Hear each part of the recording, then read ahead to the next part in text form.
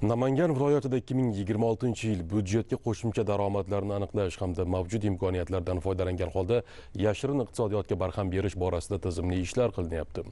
Bosh prokuratura huzuridagi departamentning viloyat boshqarmasi tegishli tashkilotlar bilan hamkorlikda nazorat tadbirlarini o'tkazmoqda.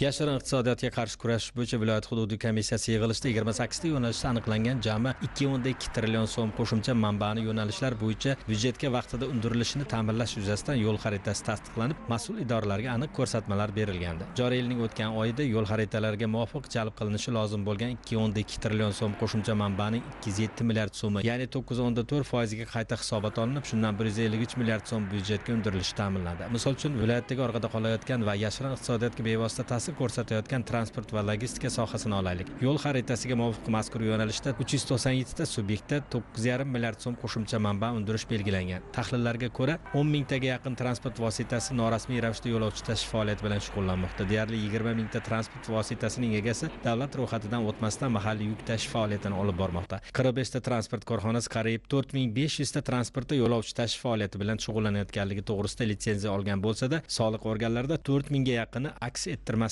faoliyat yuritmoqda. 41 ta transport korxonasi nol hisobot topshirib, tushumlarni aks ettirmasdan kelmoqda. Qayd etilgan holatlarni oldini olish hamda yashirin iqtisodiyot ulushini qisqartirish maqsadida iqtisodiy jinoyatlarga qarshi kurashish departamenti tashabbusi bilan Soliq boshqarmasi, Transport nazorati inspeksiyasi va viloyat yo'l harakati xavfsizligi boshqarmasi xodimlari bilan hamkorlikda nazorat reyd tadbirlari o'tkazilmoqda. Iqtisodiy jinoyatlarga qarshi kurashish departamenti hamda Soliq boshqarmalarining tahlil hamda nazorat guruhlari tomonidan 62 ta transport korxonasiga 7,5 milliard so'mlik tushumni yashirish holatlari bo'yicha xabarnoma yuborildi. Natijada 25 ta transport korxonasidan 900 million so'mga yaqin qayta hisobotlar olinib, 900 million so'm soliq tushumlari ta'minlandi. 33 ta subyektda norasmiy band qilingan 81 nafar fuqaro legallashtirildi. 60 million so'mlik daromad solig'i byudjetga undirilishi ta'minlandi. Nazorat reyd tadbirlari davom etmoqda.